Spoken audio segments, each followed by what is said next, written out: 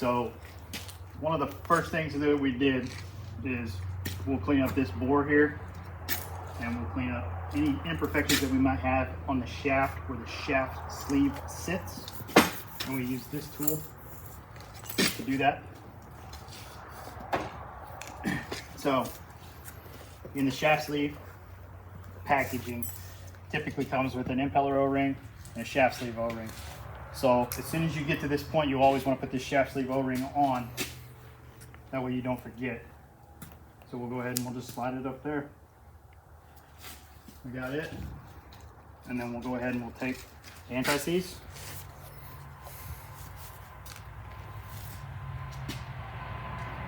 And we'll coat this area here where the anti-seize shaft sleeve sits.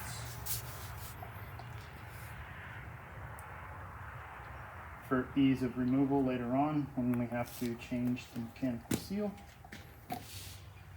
And then we'll also take an anti-seize compound and we'll put some around the bore or where the stuffing box sits for ease of removal later on down the road, because it can get pretty stuck on there. It out.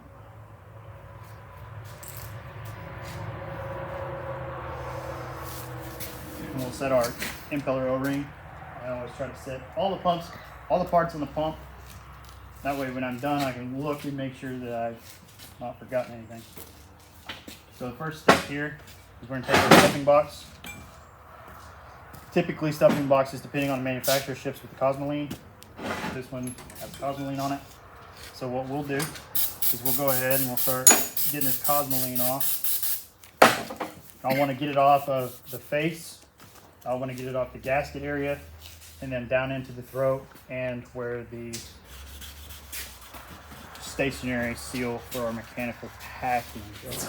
So you can do this with a set of needle nose, or I'm sure there's actually a pin driver, but we just basically take a rod, a dowel rod, a metal dowel rod of some sort, and then we'll machine or drill a hole into it offset so that we can install it and then just kind of quarter turn it and then seat it the rest of the way, which I think you want somewhere around an 1/8 inch protruding out. 8 to 3/16. So just enough, you want it enough to catch. We'll take our spring pin inside our spring pin installation tool, take our finger, hold it down. We'll travel inside the bore, set it in place.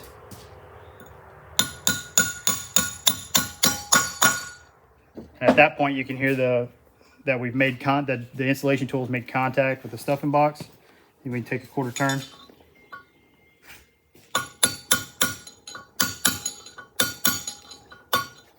And then we can take it the rest of the way home. So you can see spring pin orientation inside there. We don't have too much, but we don't have not enough. It's just right. It's gonna stop any movement of the stationary seal. We also can make one final visual inspection of our bore to make sure that there's nothing in there. I also want to make sure it's not poking out the back, on the back side of that stuffing box. You can see that Like it's that. flush. So now we are done with our spring pin installation tool. You can hand me some more rags. I think it is.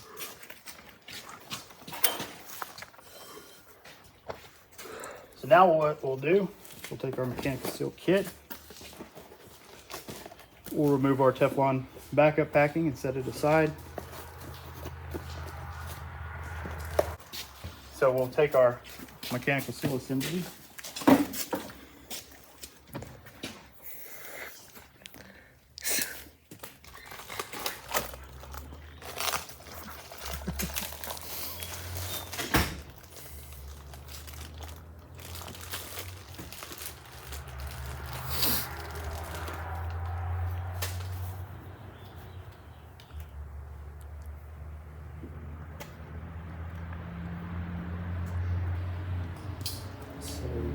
here. So we got our stationary seal with our O-ring, shiny side up. You can see our groove for our spring pin. I never like to touch the seal faces myself, so I'm very careful about that. And at this point, what I'll do is I'll make sure my hands are clean. What we like to do is we take a little bit of Lucas heavy duty oil stabilizer.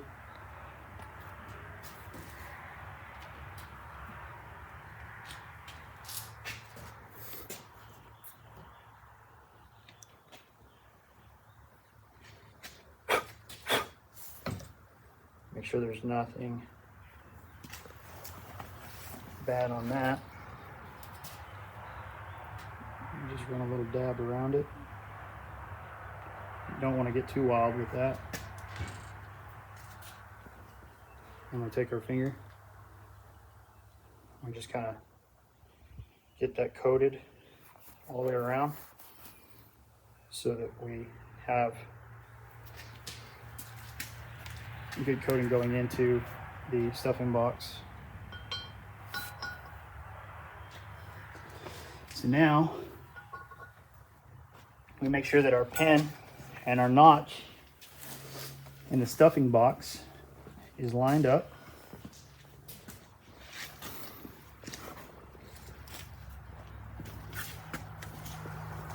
And I'll take a clean rag, put it down in there, and I will work the seal down on offset sides.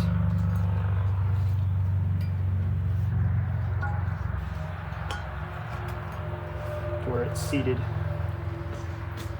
good inside there. The orientation of our spring pin is in our notch on our stationary seal. We've got no protruding O-ring that might have been cut upon installation. Some manufacturers and different things that we've seen, if it's not right or a true part, that it could get cockeyed in there and it'll shave some of that O-ring off. So we want to make sure that we don't have any of that. And then we'll want to flip it over and make sure that we've got good contact around the base of the stationary seal. So now, what we'll do is we will install it onto the pump. Touch the seal upon installation of the stuffing box. So another thing is taking our die grinder around the bore helps us clean up any rust or corrosion so that we can get a good constant contact against the power frame. So now what we'll do, make sure our bolt hole's lined up. We'll take our stuffing box bolt, we'll thread it in there.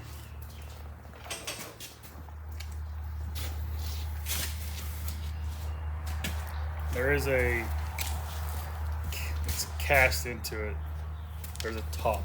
It says top. Make sure that that's up. Yeah, I didn't talk about that. You can see it. Yeah, okay. So now I'm going to snug my stuffing box bolt up.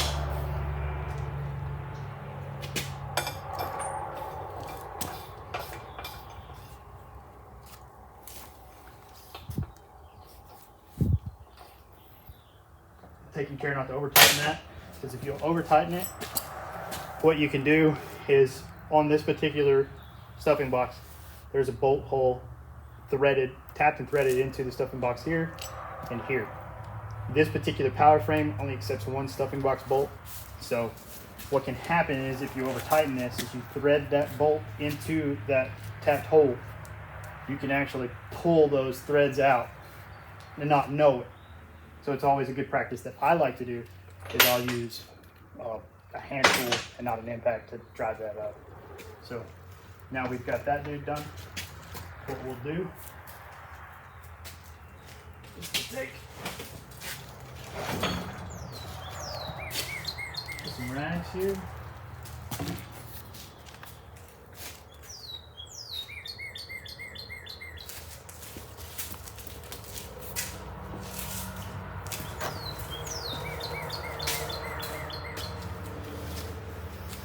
And we use this Jet Lube product.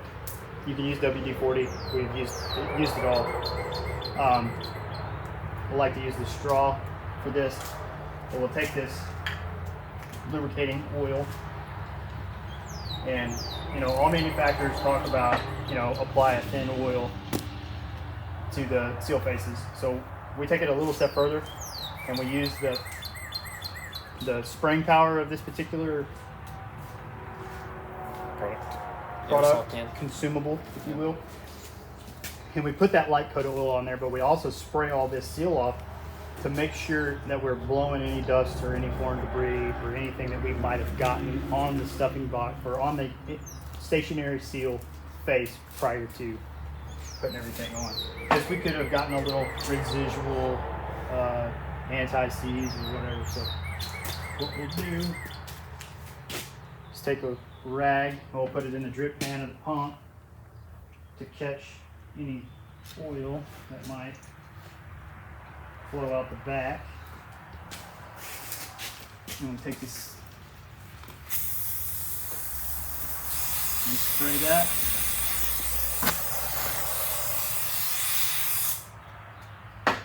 And just kind of let it run down and out. And you'll be able to see with the oil any spots that might be in contact with the sealing surfaces. And it's always better to do this in a controlled environment, obviously. But I mean, certain instances put you in replacing these in a field setting where you're a little bit at a disadvantage because the wind and blowing dust and guy driving by on a front end loader or something can get in there. So this is a process that I take a little bit more time with. I don't like to rush it. I'll spray it, I'll look at it, I'll spray it again.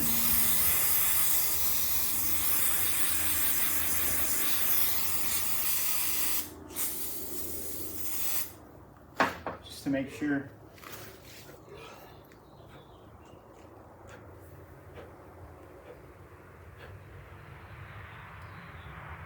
And then when we're done, we end up with a thin film of oil on the shaft sleeve itself, or on the stationary seal itself. So, which is the perfect amount that you need. yeah. So while that's doing its thing,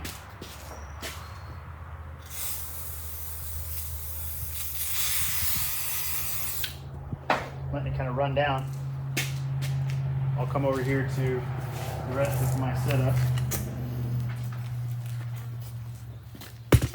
And I'll pull the rotating assembly off of the retention spring, set the retention spring aside. Then I'll grab my shaft sleeve. And I'll just make sure that there's not any imperfections inside or on this to make sure that we don't have any tears or anything with our bellows. So put that there. And then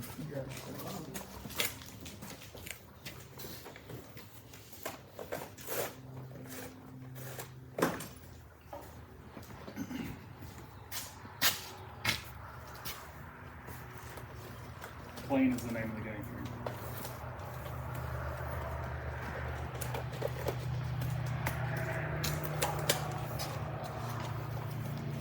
so we got our shaft sleeve, and again we'll take our Lucas oil,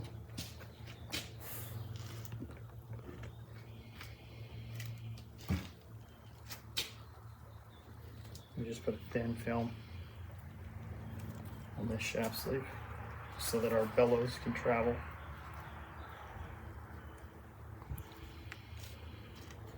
And then also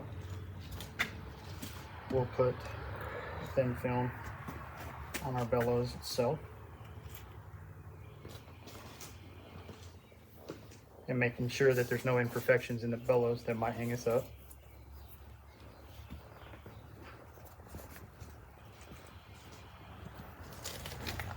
So now,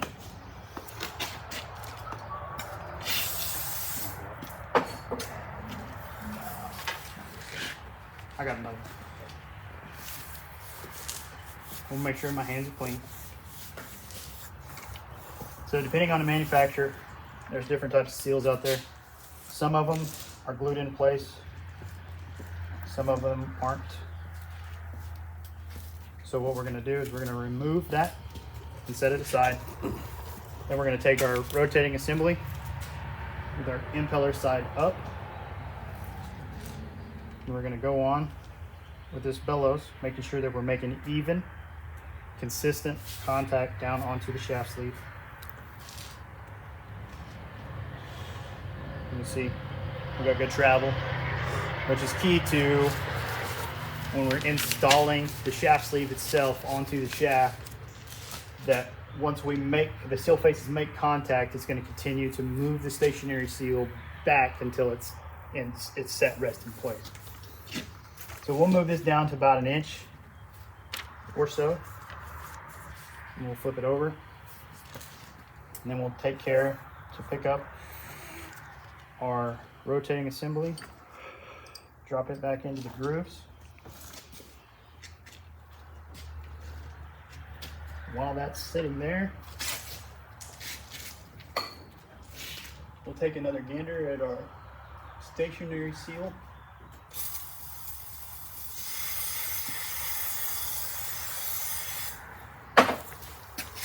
Make sure that there's no imperfections on the main surfaces.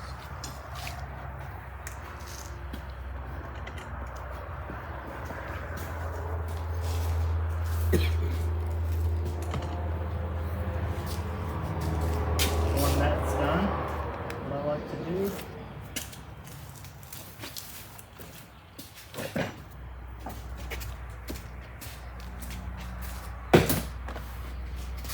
I'll take this assembly and kind of do the same thing, taking care not to drop it or anything, but I'll make sure that I blow off and apply. I'll end up with a thin film of light oil on the rotating assembly itself.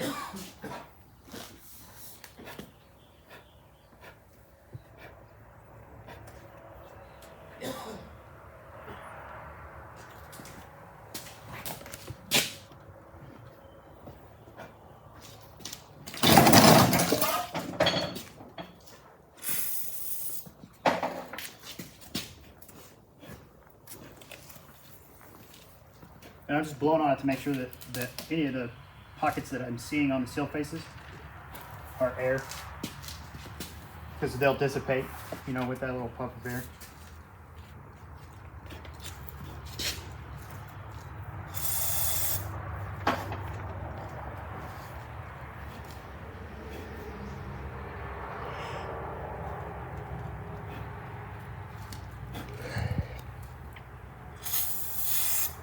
Like I said, I did take care in this part, so I don't have anything that would hinder the sealing surfaces of the mechanical seal.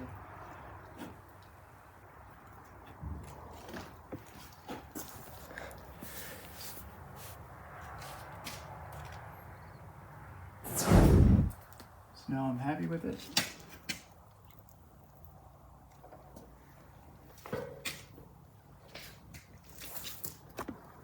There's no O-ring in that. Nope, it's behind. Remember, we already installed it. Okay.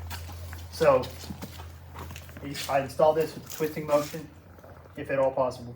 I know it's kind of tight inside there, but we make sure that the sealing surfaces are mated together and that everything is up there in contact. And then without having the packing on, we can also see that shaft sleeve O-ring inside there. If the shaft sleeve, when it makes the bore of the stuffing box, if it was to pinch that O-ring. So we can see there that it's almost made it up, but driving the impeller home is gonna bring it on to where it needs to be. And that O-ring is sitting inside that shaft sleeve in that groove that you see in the picture. So, just like to wipe off any residual oil there.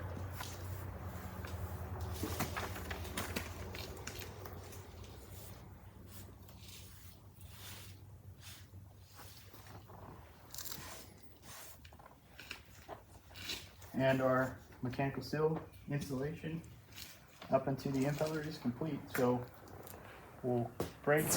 We've got our mechanical seal installed. Now we're going to go on with our impeller.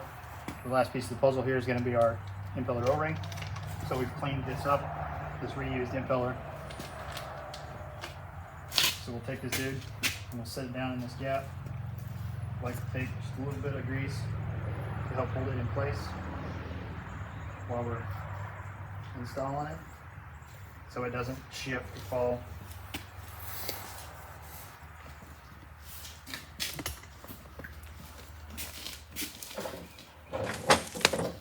Take our impeller side spring retention,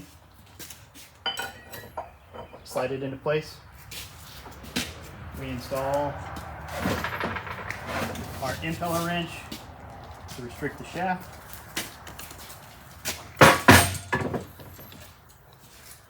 Take our impeller, make sure that thing clicks into place.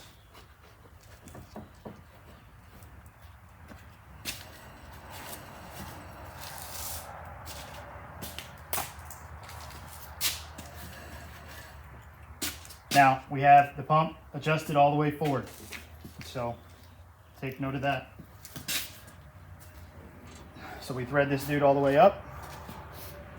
As you can see here, the shaft sleeve is now meeting the shaft base with our O-ring inside there. No extrusion on that O-ring, so everything is contained there. So now we're going to torque up the impeller. And the best way to do this with the shaft wrench on it is to take the impeller, give it a couple of good whacks on the table. So you see we got our gap. So that is the gap that we have to take up in order to adjust this impeller to spec, which depending on your manufacturer, most manufacturers call for 15 to 20 thousandths. So that's going to be the width of a hacksaw blade. So we'll get either a ratchet or a wrench. We'll go to the back of the pump.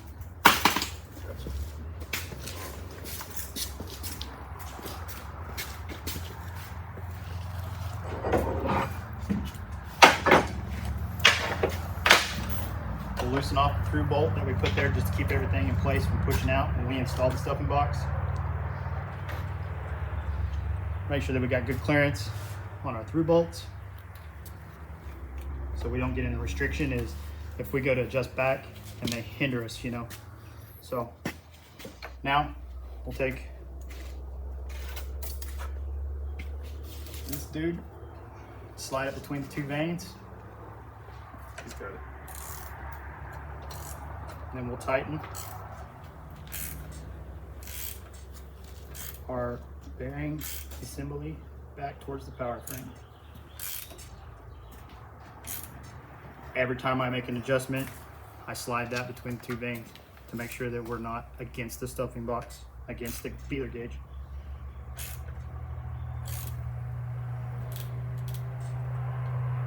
Now, you can see we got good contact, can't move it. So what we'll do is I'll come to this other side and I'll take it in, snug it up, send my jam nuts home, tighten those.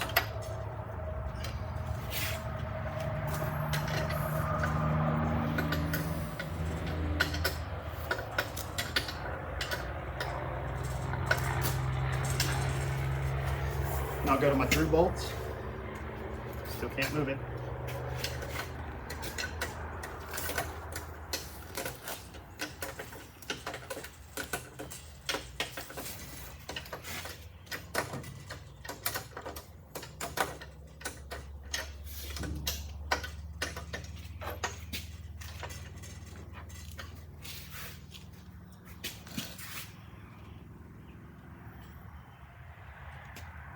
Some of these you can use a socket on.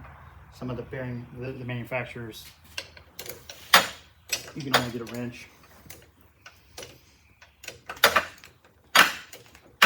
Because the outboard bearing cover is close to the fastener itself.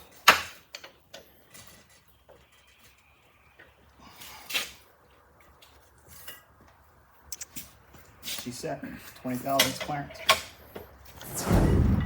The anti-rotation bolt is left-hand thread, but the impeller is right-hand thread. Yes.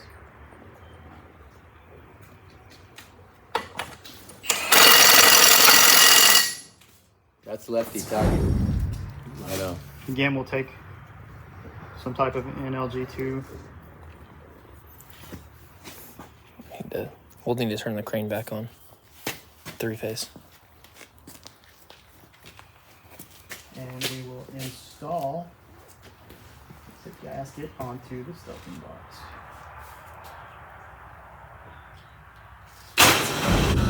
Forgot. Gotta put the Backup packing in. Backup packing. iPad's almost dead. This is gonna be the last one we get here. And we'll want to alternate these going into the stuffing box with the first ring on the bottom.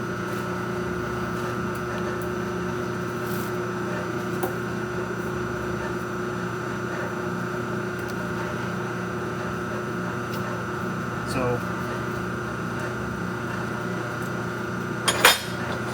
you can always take this to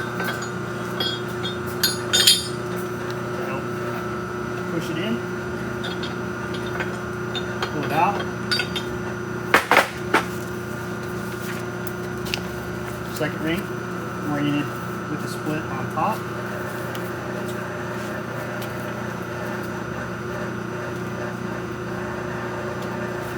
Again, taking our packing gland.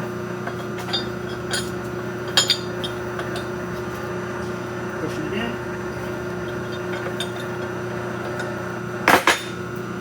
And finishing with the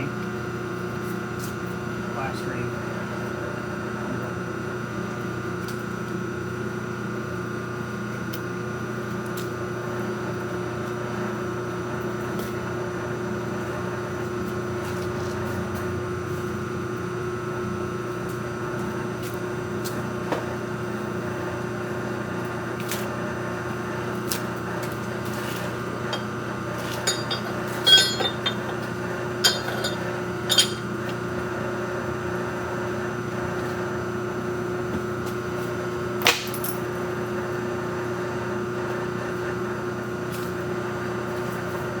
Pause that.